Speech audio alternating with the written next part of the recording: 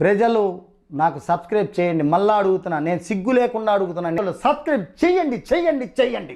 నా ఆవేదనను అర్థం చేసుకోండి. ఏం జరిగింది తెలుసా నేను సంఘటన? నాకు తెలీదమ్మా. జగన్మోహన్ రెడ్డి గారు తాడేపల్లి ప్యాలెస్ లో నిన్న కూర్చుని వినాయక చవితి వేడుకలు జరిపారు. Is it true Bhavani? పెట్టండి డీజేలు, కొట్టండి జేజేలు, పెట్టండి కటౌట్లు, కొట్టండి చప్పట్లు, చల్లండి పూలు, వేయండి హీలలు, సంబరాలకు సిద్ధం కండి, పండుగకు సంసిద్ధం కండి.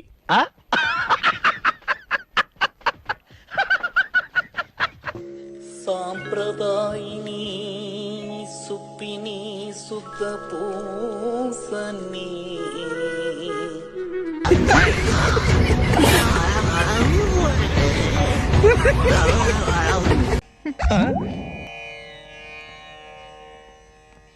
పరమాత్మవు నీవే, నా రాజ్యము కాచే దైవము నీవే.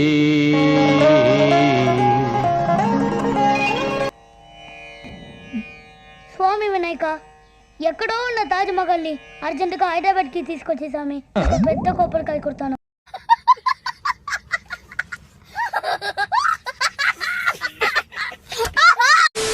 అందరూ దిగ్భ్రాంతిగా ఒక్క నిమిషం షాక్ అయిపోయి,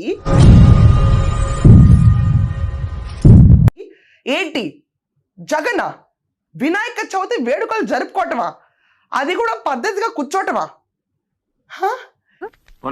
అన్నా ఇది మరి ఓవర్ యాక్టింగ్ చేస్తున్నాడు. జగన్మోహన్ రెడ్డి నిన్న కూర్చుని వినాయక చవితి జరుపుకున్నాడు. అందులో తప్పే ఉంది, అది ఆర్ట్. సార్ ఉన్నారు నిన్న పూజకి, మేడం ఎక్కడా? అంటే అది రే రామ్, ఇదేంటి ఇద్దరు కలిసి కూర్చోవాలి కదా అంటే మేడం రాలేదండి, మేడం రాలేదు. ఎట్టకారమా? అంటే భార్యాభర్తలు ఇద్దరు కూర్చొని పూజ చేస్తారు ఎక్కడైనా. ఓహో, అంటే ఇప్పుడు ఈ పాయింట్ మీద కూడా నన్ను ఉతుకుతావా? గతంలో చూసాం వీళ్ళ గుడి సెట్టింగులు, కొంతమంది ఈటనేనా ఇంకేదో వ్యవహారాలు అంటారు అని చెప్పేసి కూడా మాట్లాడారు. ఈ సంక్రాంతికి మాత్రం జగన్ తో కలిసి ఈ మినీ తిరుమల ఆలయంలో పూజలు, దర్శనాలు చేసుకోవడం చర్చనీయాంశమైంది. ఎవరని ఎదురే నిలిస్తే తెలిసే బదుల తడే, పెను తుఫాను తలొంచి చూసే తొలి నిప్పు కణం అతడే.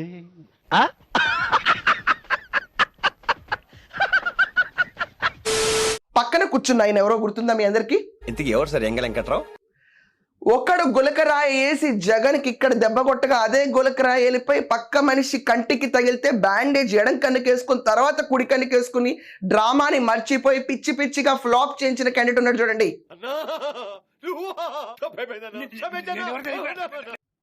ఆ గులకరాయిలో కోమేటినికి జగన్మోహన్ రెడ్డి గారి పైన అక్షింతలు ఎవరైనా వేస్తే ఫటాఫటా ఫటాఫటా ఫటా దులిపేస్తారు. ఆయన నిన్న జరగల, అక్షింతలు ఉంచుకున్నారు. జపాన్ వాళ్ళు అక్కడ ఏవేవో కనిపెడుతుంటే ఈ ఎదవేం కనిపెట్టుకొచ్చాడు చూడు. ఇదే యలహంక ప్యాలెస్ లో జరుపుకోవచ్చు కదా, ఇక్కడ ఎందుకు జరుపుకున్నారు? నాకు తెలుసా ఆన్సర్ ఏంటో తెలుసా? ఎలక్ట్రిసిటీ ఫ్రీ కాబట్టి. మీ కష్టం పగవాడికి కూడా రాకూడదు గురుగారు. మరేరా, 4 గోడల మధ్య బైబుల్ చదువుతాను, నలుగురిలోకి వచ్చి గణపతి పూజలు చేస్తాను. సిగ్గు లేదు మీ అందరికి, అందరికి.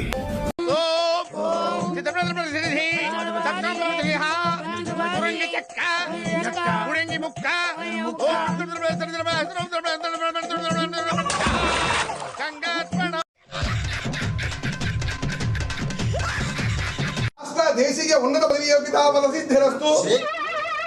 ఏంటి బాబా అన్న ఇంకోసారి? దేశీయ ఉన్నత పదవీ సిద్ధిరస్తు.